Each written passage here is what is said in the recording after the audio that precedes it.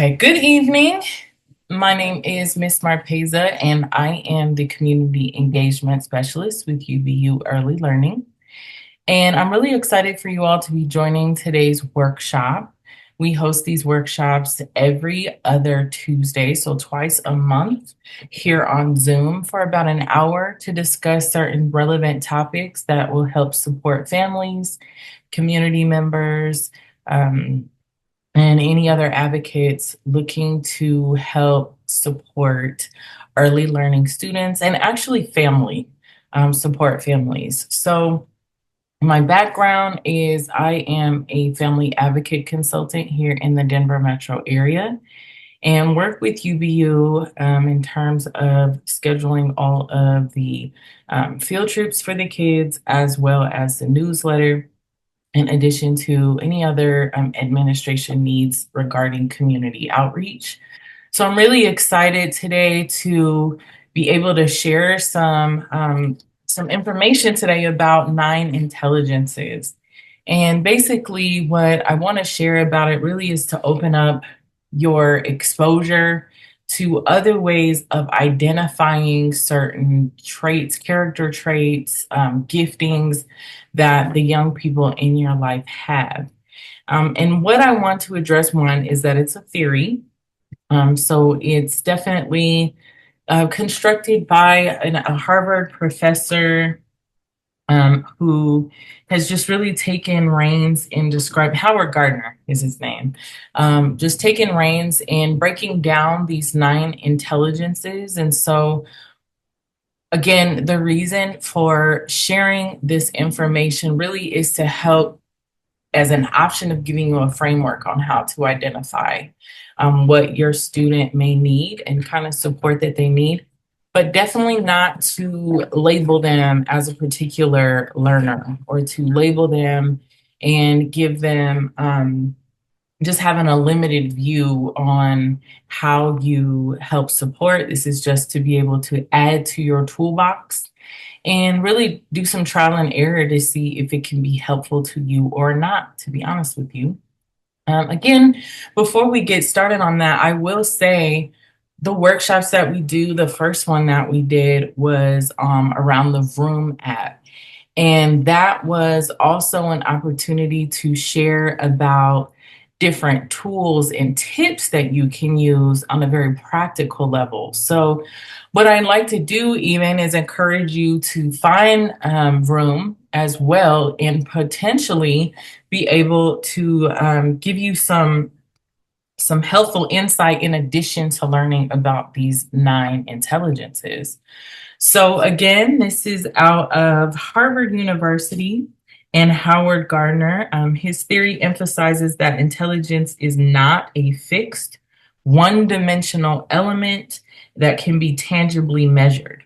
And because of that, which is what I love, is that we're in an age in education where there are some emerging theories and different ways that we can work on empowering our students, unlearning some models that have not been helpful in the future, and push education along here in the United States and honestly internationally. So I'd like to start with talking about what are these exact intelligences. So I'll go through and list them and also give some examples of what those intelligences are. And then just have a brief reflection on how this has been applicable for myself, and then also give you some ideas on how you can explore this with your own family or, within your ecosystem, people that you are with on a day-to-day basis. And hopefully it gives you some insight and appreciation for who they are. The first is bodily kinesthetic. So that would be someone who is, let's say, a ballet dancer or a gymnast. That would be a body kinesthetic individual. Interpersonal, that would be a successful psychologist that excels at understanding people. Intrapersonal is a reflective, self-confident person who understands their needs. A linguistic, that would include an author and people that speak multiple languages. Logical and mathematical, so that would include your scientists, your mathematicians, your machine learning engineers. And then musical. Musical would include talented artists that write lyrics, sing, or play instruments.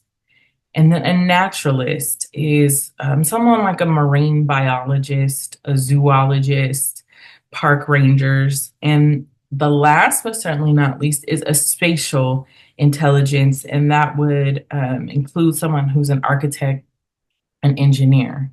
So, why is this theory of multiple intelligences still relevant today? And this was developed about 40 years ago, so almost before my time. I was 1 year old at the time.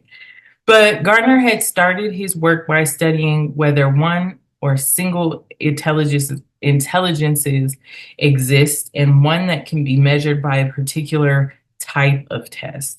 So from there, he developed his theory that this is an incomplete study of intelligence, and not everyone's cognitive abilities can be accurately measured by these tests.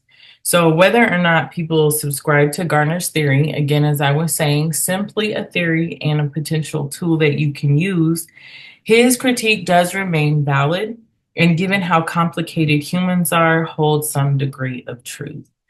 So I'll give you an example recently of a friend of mine who has a 3-year-old, and she is on the East Coast and has really been looking for a different model for her son who is very active. And I would say that he has a bodily kinesthetic with a,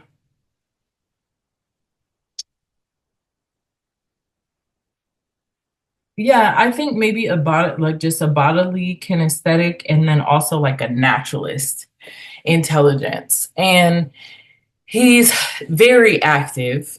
And so it's very difficult for him to sit for a very long time, as well as very much so imaginative and has a strong appreciation for nature. And so I was able to also um, observe this on our trip this past summer.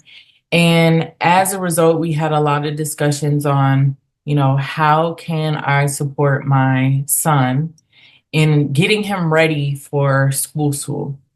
And so by the end of the trip, and with me sharing about this model with YbY Early Learning, she really felt like she needed to do something that it would be unorthodox outside of what would be traditional education. So the first place that she went was a Montessori based preschool, and it was in an urban setting. However, it was not diverse and inclusive within the space, but her intention was that it the model had what she was looking for. So again, as parents, as people who support children, guardians, and the such, there is always a rubric on what's most important. So is it the education model?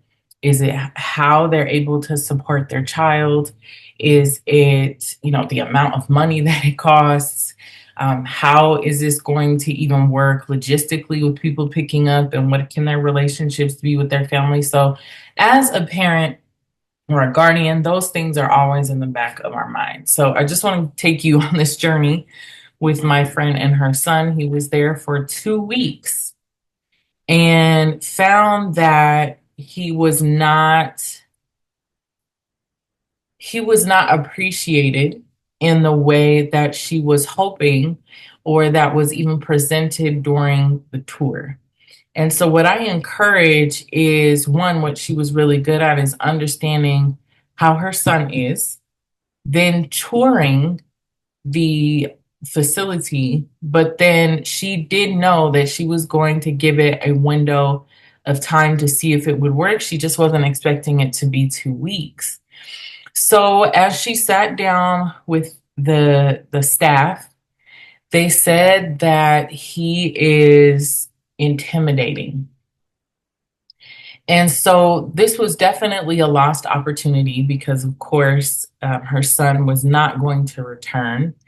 But intimidating could have been an opportunity for the staff, for these teachers, for the business model to say, hey, in theory and on paper, we have a model that could support a child like this. But unfortunately, it was centered around what would work within their ecosystem versus taking the time to identify what type of intelligence this young man had and work on it. And what the great thing about being a parent is that you have no choice in figuring out what is appropriate for our children. And there is a lot of trial and error. And I will say the benefit of him being 3 years old is that she still has and still believed that she had time to find another place for her son.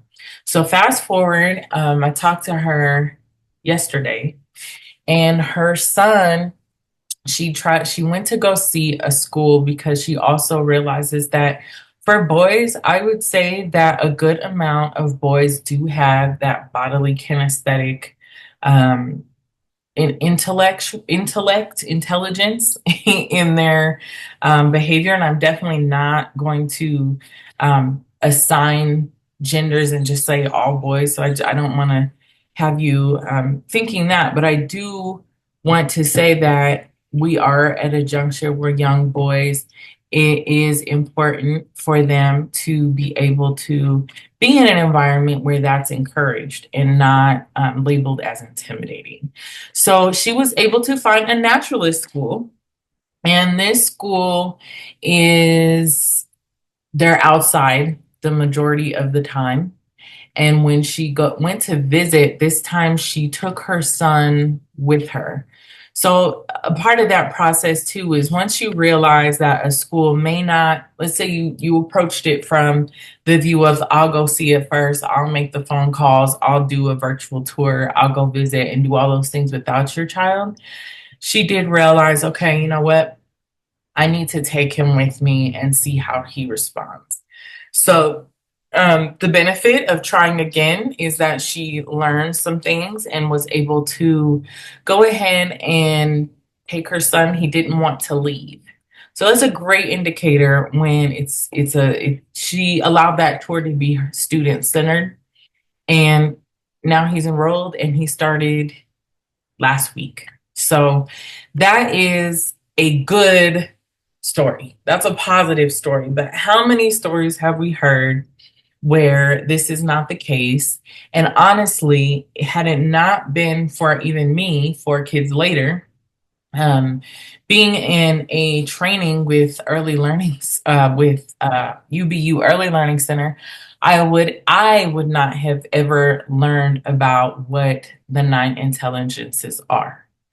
So for myself, I was reflecting on the type of children that I have, and I know that I have 2 reflective students. In fact, one, it's really hard to draw out conversation, but I know that there's a lot under the surface. And so finding different ways that I can encourage them to be able to express themselves, but also communicate back so that there's an understanding of what's going on with them, because sometimes it's really hard. But in addition to that, I have a bodily kinesthetic child that is always playing basketball. If they're not in school, they're playing basketball. It has always been like that. And I would not want to disrupt that. Even without understanding 9 intelligences, I understood that that was how he was wired. and didn't would not allow myself to say that is a challenge, an obstacle that we need to go that route and try and use it as a punishment if he's not able to. It's just a part of his life. So that is not something that we ever give consequences against, is you can't play or anything like that. That would be like taking air um, from taking air away from him. So that I knew. And then for my youngest daughter, she is a naturalist. In fact, she will stay outside all day if you let her, or also would, even in the snow, it does not matter.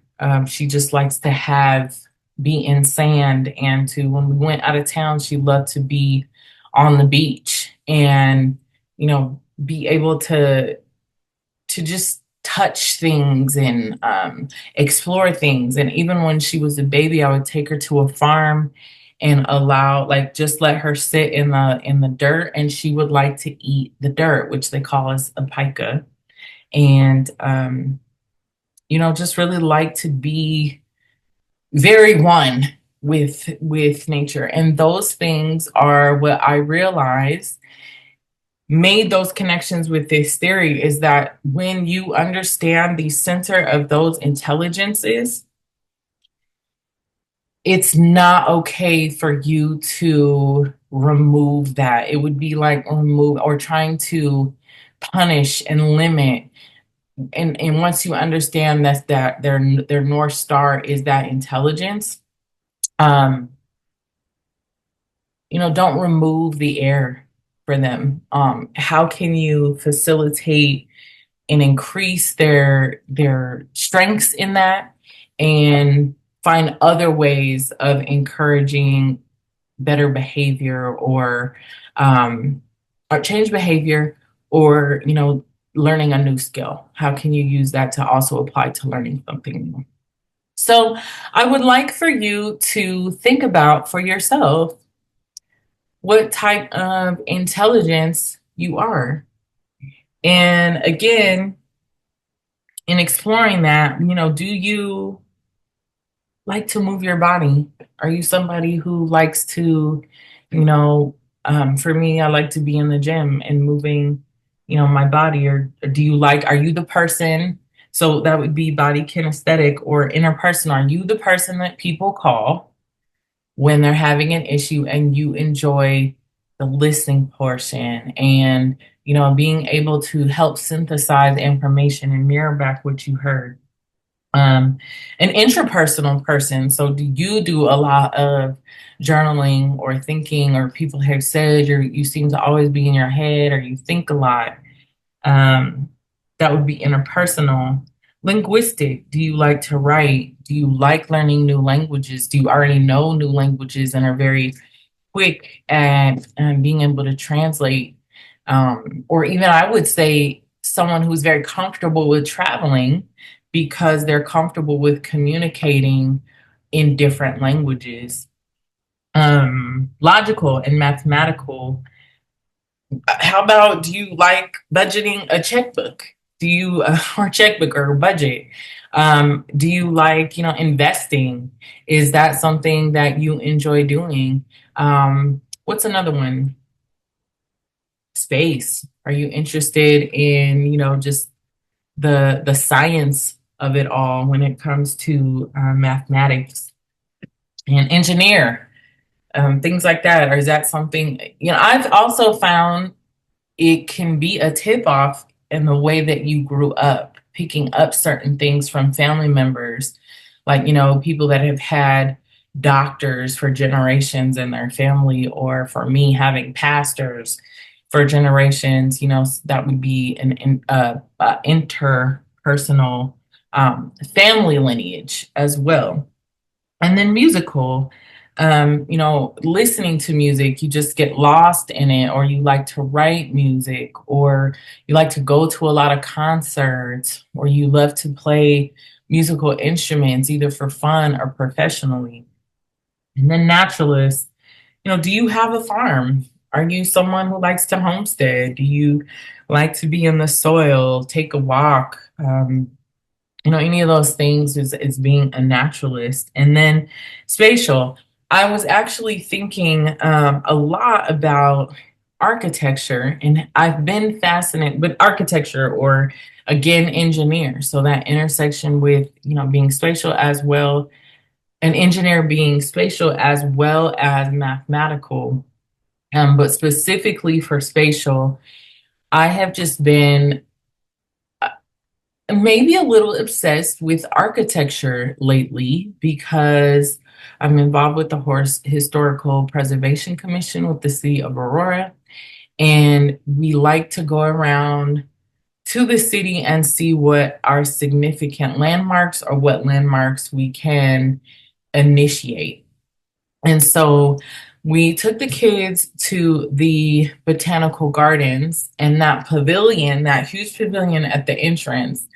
The architect who designed it is from Colorado, and his name is Victor Hornbein, and he has done countless buildings within the state, but also internationally, and went to East High School. And fun fact about that is that he was a terrible student.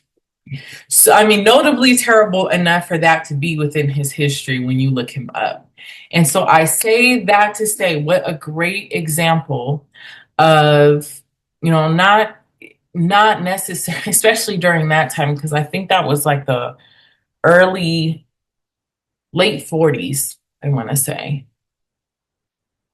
I think, yeah, late 40s. But anyhow, imagine that traditional modern education, which is more than 40 years ago. So we didn't have this theory of different intelligences, but did he sit in school? Like I was always thinking about was it because he was in his head? Was it because he liked to use his hands? Did he love to draw and not pay attention for it to be notable that he was a terrible student in school? So I really appreciate that story because here is someone who was able to be this world-renowned architect, but have terrible grades. So imagine if he was dismissed in school because you know, nobody stuck with it and he didn't graduate, or he believed what people said, like he would not be the architect that he is right now.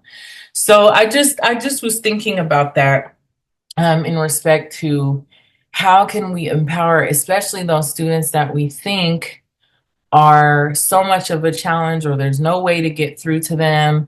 And even for myself, I'm saying this as someone who is about to have a um, graduate this year, and still sometimes I think I know, and a good amount of the time I don't, but that doesn't mean I don't keep trying new things or identifying, like, I think that, I see that he likes to be by himself a lot. This is when he was little, but I see that he likes to be with himself a lot and he likes to build things, but he also likes to be by himself. So what if we just get him a Lego set and he would sit and do the Lego set all day long? And I mean, from 3 years old to about 6 years old. I mean, maybe longer than that, but definitely before he was actually, in school. I knew that it was not going to take a tablet because that wasn't really a thing back then. I just knew if we got him a Lego set, I know where he'd be for the full day. So, again, being interpersonal as well as spatial, I would say, or even just mathematical. Like I'm just always wanting to explore our children, or my children, and even the children that I'm around, that I help support within community. Another thing is, let's go back to what I was saying about different supportive apps that you could use. So yes, I brought up Vroom, which is like just general tips on, once you put in a profile for each one of your children and, can just talk about like, well, how do I help them support in, taking responsibility? Well, if you have an inkling of an idea of what their interest and their tilt is based off of this theory, how much more precise can you be in supporting with looking for the correct tips? So having more of a filter of, wow, this could be really helpful around the house or really helpful while we're away and, on a trip or something like that to keep them engaged or to keep them thinking and learning. And then the other one that I want to bring up is the Duolingo for kids or a linguistic child. So, one thing that I've noticed in kids in the past is that if they hear another language, they have such an interest in learning it that they'll make up their own language. That's one way that you can identify if you have a child that is, has a linguistic tilt or, is in a family that is bilingual, multilingual. That's also a cue if, that's something that they pick up on easy and take ownership of translating. But I will say that Duolingo is a really good tool, the kids one, for learning different languages. You can choose the language and then it will get every stage they're able to go through, as well as it'll give you a report on your email what they learned, which is really cool because you can go back and say, okay, neat, I saw that you read this book. These are some of the phrases and sight words that you're using, and allows you to also learn so that you can help engage in that way. And then there's also another Duolingo, which is for phonics. And that's just going to be great because the English language, if you're able to go through learning the English language, I know it can be a challenge if it's your second language, but it also has it's a really good interchangeable language to help with understanding Latin or a Greek base or things like that to help with overall breaking down different language. What do they call that? Uh,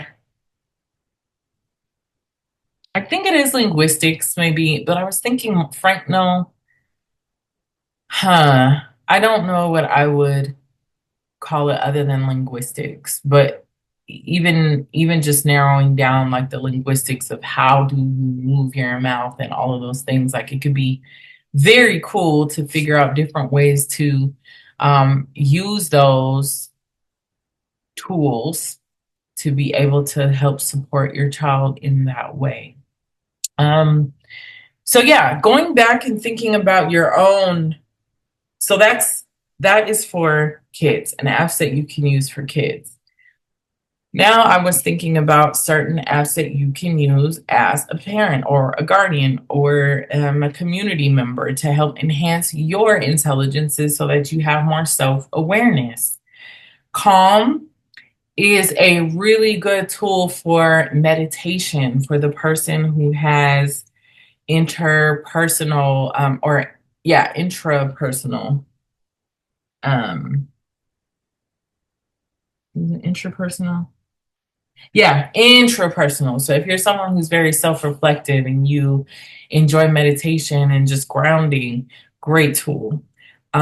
For someone who's a body kinesthetic, perhaps the Nike app, where there's just so many different workouts on there in order to move your body, anything from Pilates to running to weight training, and just the variety that comes with that. And then perhaps it is a good idea. Like I like to check out books with the Aurora Public Library, of where we do have field trips pretty consistently with our students at the Aurora Public Library. And they have an ebook app called Hoopla. And on Hoopla, you're able to go on, type the book that you're looking for, and borrow it for 21 days. And you can read through that. So all of these are free apps, and I'm definitely going to look for more, but those are examples that I can think of for someone who, likes to write or wants to be an author or loves to read. And in that respect, it has opened my eyes just in learning about this theory and thinking about through my day to day, throughout my conversation with my friend, to observing my own children, to reflecting on myself, how much more our world can open up and have more appreciation for what a person offers and brings to the table versus what we think is the stage coach labeled model for a world that is ever evolving. This to me is a great way to start and to become your own investigator and explorer of the world around you and your relationships. I really enjoyed this part of this workshop because it was very helpful for me these last couple of weeks to think about and reflect on these theories and how it can be applicable to my own life so that when I'm able to share these things with our community, that it makes sense, that it's super helpful for you to be able to say, hey, I can use that. Or, the next day or weeks from now, you'd be like, wait a minute, I heard about that. And it even be like a great happy hour discussion with a friend or anything like that. So that is what the community workshops are about. Is YbY early learning is one about centering students of inclusively that they receive equitable education. They receive education that is relevant, that they're receiving education that is forward thinking. And in that respect, when we're teaching preschool students, we are also teaching a community. And so my job is really to make sure that I am translating what we're doing in the classrooms in order to be community so that there's a heads up on how we can support our future as well as enhance our own growth. So thus far, we have done the vroom, which I have like nailed. I've just like pounded that into the ground talking about vroom. But the last session that we had was about the love languages. And what I really liked about that is, again, a theory on how people love. So layering that with intelligences, it's really cool to see how maybe your gift giving can kick it up a notch, or how, your quality time can be farming with someone who, is a naturalist. Or I'm thinking of so many ways that we can continue to build on these workshops, and I'm looking forward to our next session. I'm thinking about it being around nutrition and how we can enhance just eating in a healthy way without it being expensive, but also being fun. And the reason I'm coming up with that one, since I want to wrap up, but the reason I'm coming up with that is because you are truly what you eat. And we are getting into a season where, all of a sudden again, our immune systems are important. When honestly, we should be building our immune systems day by day, every day. With that being said, in my own transitions in diet, I am also needing to be mindful that I have a growing children and that their needs are different from a mom who is middle aged versus a teenager who plays basketball versus a toddler that is, in that picky stage. So, how in the world do we make eating fun but functional as well as healthy? And I'm excited about presenting that to everyone, which will be in 2 weeks. That will be the 29th and we'll just delve into what that is going to look like. Now, and I'm never, ever, ever someone who's saying on this platform that I am the expert, but I am an observer. And I do try and take and extrapolate from what I'm seeing in, my experiences with YbY early learning and some of the discussions that we're having with our families as well as a staff, but also just what's relevant right now as a parent. And so, yeah, we're going to jump into nutrition and how we can be mindful of all of the things when it comes to eating. And we're no longer in an age where it's okay. It's okay to dismiss being a short order cook because there are more sensitivities to what kids are eating. One blanket does not fit all. They still need nutrition. How do we get past these differences? How can we find middle ground? And how can we also make sure that our needs are our needs and you're not always cooking chicken nuggets and they're not always eating kale salad? So trying to find that happy medium. Again, thank you so much for hanging on today. And just hopefully you were able to learn a few things about intelligences and have piqued your interest for the next week. Looking forward to it. And in the meantime, I hope that you are having a wonderful start to the fall. And we will see you on October 29th. Have a great evening.